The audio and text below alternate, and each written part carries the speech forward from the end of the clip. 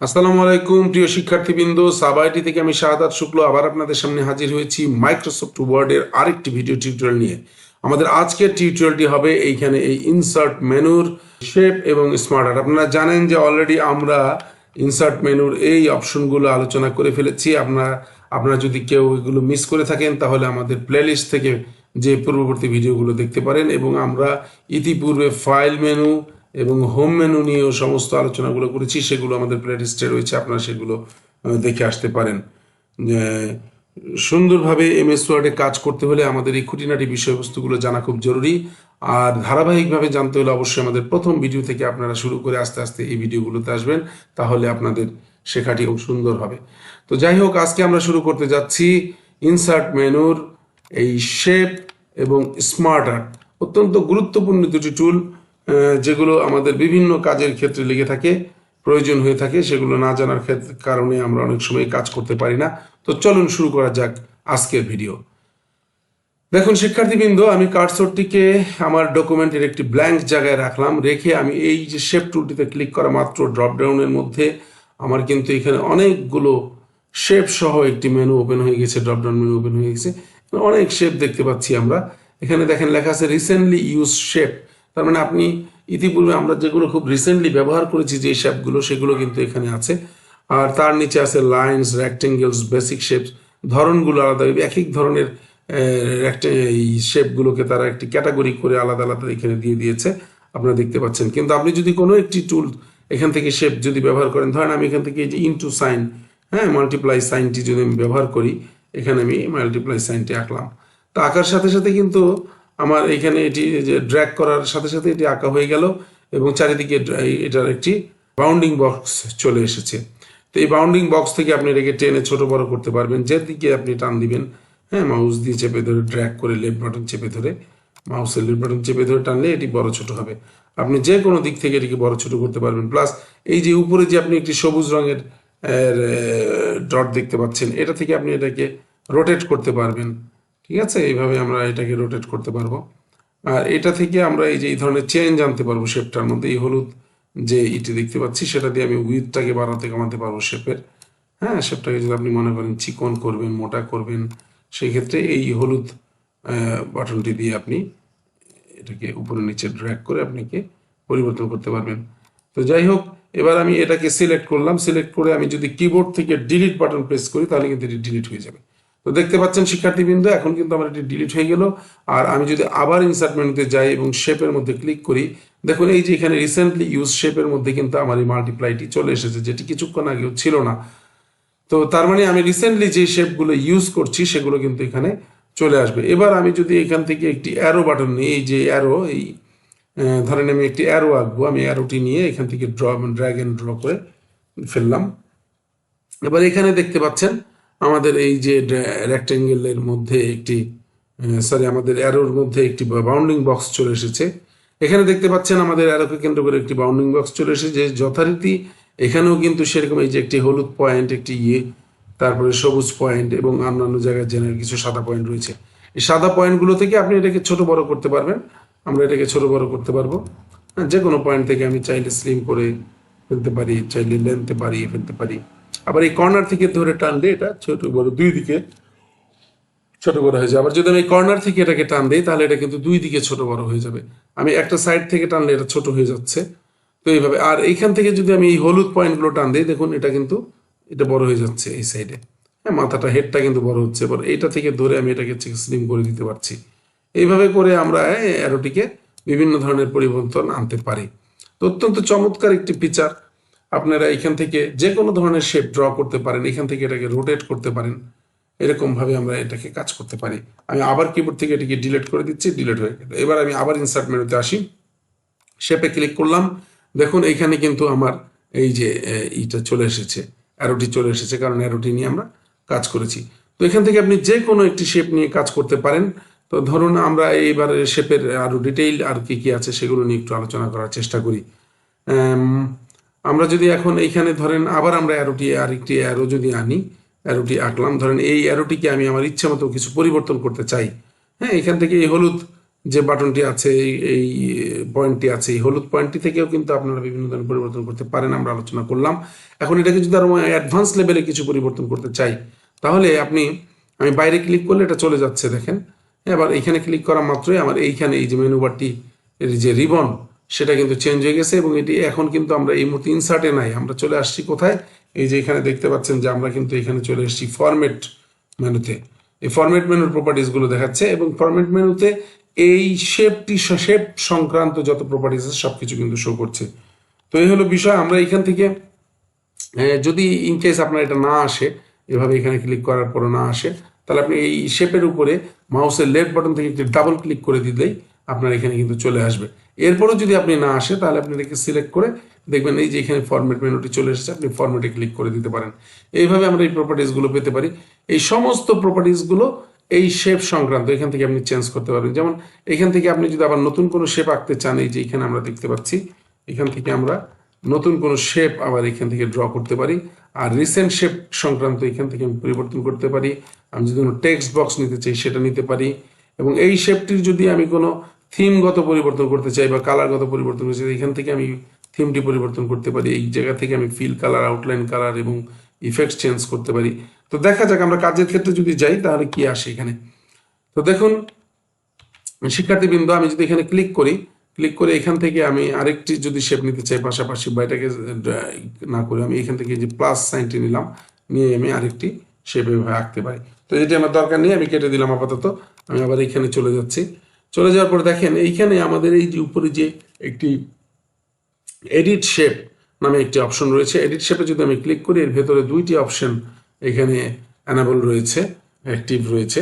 তো এখানে আছে চেঞ্জ শেপ, তার মানে এই শেপটিকে যদি আমি এখন পরিবর্তন করতে চাই, যে না আমি এখান থেকে আসলে এই শেপটি চাই না, এটার পরিবর্তে আমি একটা স্টার সাইন চাই বা একটা অন্য ধরনের সাইন চাই, তাহলে আমি চেঞ্জ শেপে এখান থেকে এসে ধরেন আমি একটা ট্রায়াঙ্গেল নিব, আমি এখান থেকে ট্রায়াঙ্গেলে ক্লিক করে দিলাম, দেখেন এটা ট্রায়াঙ্গেল চলে এসেছে। তো এইভাবে আমরা এখান থেকে যে কোনো শেপ এটার মধ্যে পরিবর্তন আনতে পারি। তো আমি এখান থেকে স্টার আনতে পারি, আমি এখান থেকে চাইলে অন্য কোনো শেপও নিতে পারি। তো আমি আবার এখান থেকে আমি সেই অ্যারো শেপটি নিচ্ছি। তো এটি গেল একটি অপশন।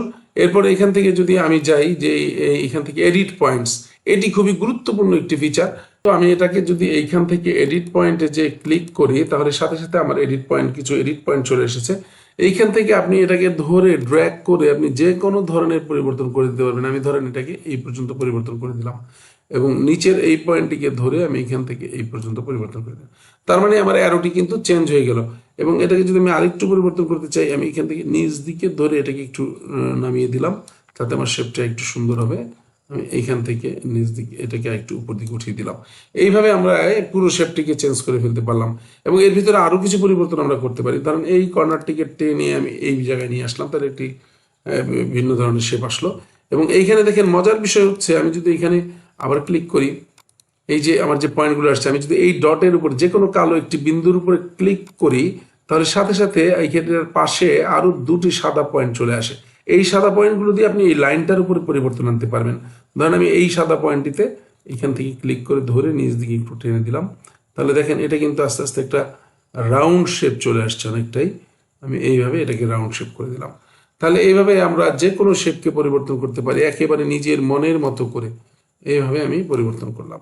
তো এইভাবে আমরা শেপটিকে পরিবর্তন করি। তারপর আপনি যদি মনে করেন যে আপনার এখানে যে পয়েন্টগুলো আছে, এই পয়েন্টগুলোর বাইরে যে কোনো জায়গা থেকে আপনি ড্র্যাগ করে একটু পরিবর্তন করেছেন, সেটাও কিন্তু সম্ভব।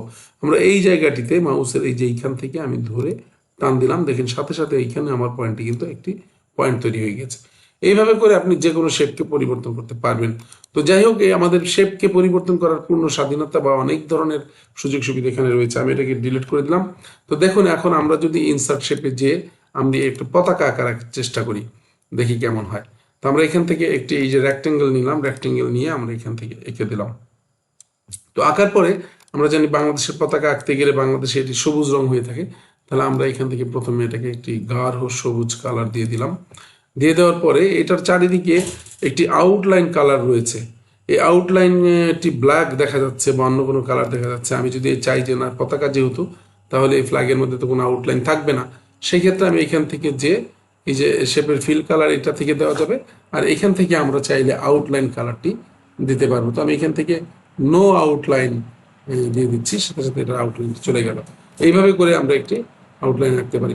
তো পতাকাটিকে যদি আমি একটা ন্যাচারাল ভিউতে আনতে চাই, তাহলে আমি এটাকে আবার সিলেক্ট করে এখান থেকে আমি এই যে সেম আপনাদের একটু আগে যেটা করলাম এডিট পয়েন্টস, এটাই গেলাম।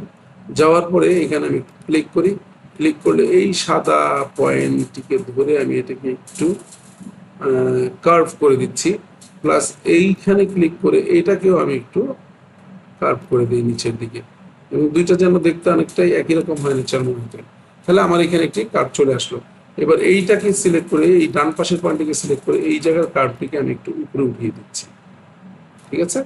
তো আবার এখানে সিলেক্ট করে আমি এখান থেকে এইটা থেকে আমি কিন্তু আবার এটাকে উপরে উঠিয়ে দিচ্ছি। চমৎকার একটি শেপ কিন্তু আমাদের হয়ে গেল। তো এবার যদি আমি এখানে আমি আরেকটি রেক্টেঙ্গেল দিয়ে এটার মাঝখানে একটি দণ্ড দিয়ে দিচ্ছি, তাহলে আমি এখান থেকে সিলেক্ট করি, হ্যাঁ, এখান থেকে আমি আরেকটি রেক্টেঙ্গেল নিয়ে আসি, নিয়ে এসে আমি এটাকে এখান থেকে এঁকে দিই। তো দেখুন আমার চমৎকার একটি বার হয়ে গেল, দণ্ড হয়ে গেল। এটাকে আমি ব্ল্যাক কালার করে দিলাম, হ্যাঁ, এইভাবে এটাকে আমার ব্ল্যাক কালার হয়ে গেল। এবার এখানে আমাদের একটি লাল বৃত্ত দেওয়ার দরকার। তাহলে আমরা এখানে যাই, যে ইনসার্ট মেনুতে যে আবার শেপে গেলাম, এখান থেকে আমরা জাস্ট এই যে একটি ইলিপস দেখা যাচ্ছে বা ওভাল দেখা যাচ্ছে, আমি এখান থেকে শিফট বাটন, কিবোর্ডের শিফট বাটন চেপে ধরে আমি যদি এটা ড্র্যাগ করি, তাহলে কিন্তু আমার সার্কেলটি একদম একটা ইকুয়াল সার্কেল হবে। এই যে আমরা দেখতে পাচ্ছি, আমরা এটাকে একটু ছোট করে দিই, কন্ট্রোল শিফট চেপে ধরে আমরা চারিদিকে ছোট করে দিই। কন্ট্রোল শিফট চেপে ধরে যদি আমরা ছোট করি, তাহলে একটা সামান্য পাতিক হারেই কিন্তু চারিদিক থেকে পরিবর্তন হবে। কন্ট্রোল শিফট চেপে ধরে, শুধুমাত্র কন্ট্রোল বা অল্টার চেপে ধরে টানলে অন্য অন্য দিক থেকে পরিবর্তন হতে পারে। আপনি কন্ট্রোল শিফট যদি ইকুয়ালি একসাথে চারিদিকে বড় ছোট করতে চান, তাহলে আপনি একসাথে কিবোর্ড থেকে কন্ট্রোল শিফট চেপে ধরে করতে পারেন। এবার আমরা এটাকেও আউটলাইন কালারটিকে নান করে দিই, নো আউটলাইন কালার, প্লাস এটাকে আমরা এখান থেকে সে ফিল কালারে যে রেড কালার করে দিলাম। দেখুন চমৎকার একটি পতাকা কিন্তু হয়ে গেল। আমরা এইভাবে যে কোনো ধরনের গ্রাফিক্যাল ডিজাইন এই শেপগুলোর মাধ্যমে করতে পারি। হ্যাঁ, তো আশা করি আপনাদের এই টিউটোরিয়ালটি ভালো লেগেছে, এবং এখান থেকে আপনারা যে কোনো ধরনের শেপ নিয়ে কাজ করতে পারবেন ইনশাআল্লাহ। একটু চেষ্টা করলেই পারবেন, আপনারা চেষ্টা করে দেখুন। তারপরে যদি আপনাদের কোনো সমস্যা হয়, আপনারা আমাদের কমেন্টে বা মেসেজে জানাতে পারেন। আমরা চেষ্টা করবো অন্য একটি টিউটোরিয়ালের মাধ্যমে সেগুলো তুলে ধরার, এটা নিয়ে বিস্তারিত তুলে ধরার। তো এরপর যেটি আছে, আমরা ইনসার্ট মেনুতে এখন যদি আমরা এখানে যাই, স্মার্ট শেপস, আমি স্মার্ট শেপসে ক্লিক করলাম, স্মার্ট আর্ট, সরি, আমি যদি স্মার্ট এখন এরপরে আমরা এখান থেকে ইনসার্ট মেনুর, এরপর আমরা এখান থেকে ইনসার্ট মেনুর স্মার্ট আর্টে গেলাম। স্মার্ট আর্টে যদি ক্লিক করি, দেখুন এখানে অসংখ্য স্মার্ট আর্ট রয়েছে। স্মার্ট আর্টগুলো বেসিক্যালি আপনার বিভিন্ন ধরনের ফ্লো চার্ট বা ডায়াগ্রাম এই ধরনের কাজের জন্য প্রয়োজন হয়ে পড়ে। পরিসংখ্যান ফ্লো চার্ট, বা আপনি সে ইদানিং আইসিটিতে অনেক ফ্লো চার্ট করতে হয়, সেই ধরনের ফ্লো চার্টগুলো আপনারা করতে পারেন। তারপরে আপনার যারা বায়োলজি নিয়ে পড়েন, তাদেরও এখানে অনেক সময় জীবনচক্র বিভিন্ন ধরনের করতে হয়, সেগুলো আপনি এখান থেকে করতে পারেন। এবং আমাদের এখানে কি কি ধরনের স্মার্ট আর্ট রয়েছে সেগুলো দেখেন, এখানে অল দিলে এখানে আপনার সমস্ত স্মার্ট আর্টগুলো শো করছে। আমি যদি লিস্ট দিই, তাহলে লিস্ট জাতীয় যেগুলো আছে সেগুলো শুধুমাত্র শো করবে। প্রসেস যেগুলো লাগে সেগুলো প্রসেস জাতীয় আছে। এইভাবে অনেকগুলো cycle, hair dry, relationship, matrix, হ্যাঁ, পিরামিড, পিকচার, বিভিন্ন ধরনের রয়েছে। তো আমি যদি এখান থেকে আমি যে কোনটি আঁকবো, আমি ধরেন একটি সাইকেল নিয়ে নিলাম। সাইকেল এখানে জীবন চক্রের জন্য অনেক সময় দরকার পড়ে। তো কিভাবে হবে, আমি এই প্রথম বেসিক সাইকেলটি নিলাম, নিয়ে আমি এখান থেকে ওকে দিয়ে দিলাম। ওকে দেওয়ার সাথে সাথে কিন্তু আমার ডকুমেন্টের আমার কার্সর যে অবস্থানে ছিল সেখানে সাইকেলটি চলে এসেছে। এবার আপনি জাস্ট এখানে এই টেক্সটের মধ্যে ক্লিক করবেন, আর আপনি আপনার টেক্সটটি লিখে দিবেন। তা আমি ধরেন 1 2 3 4 এইভাবে লিখছি, আমি এটা লিখে দিলাম 4, দেন এখানে 5। দেখুন চমৎকার একটি আমাদের একটি সাইকেল হয়ে গিয়েছে, একটি স্মার্ট আর্ট হয়ে গেছে। এটাকে আপনি চাইলে এখান থেকে বিভিন্ন ধরনের ডিজাইন চেঞ্জ করতে পারবেন। হ্যাঁ, এখানে অসংখ্য ডিজাইন রয়েছে, সবগুলোই আপনি চেঞ্জ করতে পারবেন, এরকম করে তৈরি করতে পারবেন। তো আমরা এটাকে তৈরি করলাম, এবং এখান থেকে বিভিন্ন ধরনের ইফেক্ট দিতে পারবো, থিম বেস ইফেক্ট যে চেঞ্জ করতে পারবো। এটা চমৎকার লাগছে। তো এইভাবে আমরা এখান থেকে অনেকগুলো, এবং এখান থেকে আমি কালার চেঞ্জ করতে পারবো, বিভিন্ন ধরনের কালার আছে। হ্যাঁ, এই যে কালারগুলো আছে, তো বিভিন্ন ধরনের। এবং এই যে এখানে আছে রিসেট গ্রাফিক, আপনি যদি রিসেট করতে চান এখান থেকে করতে পারেন।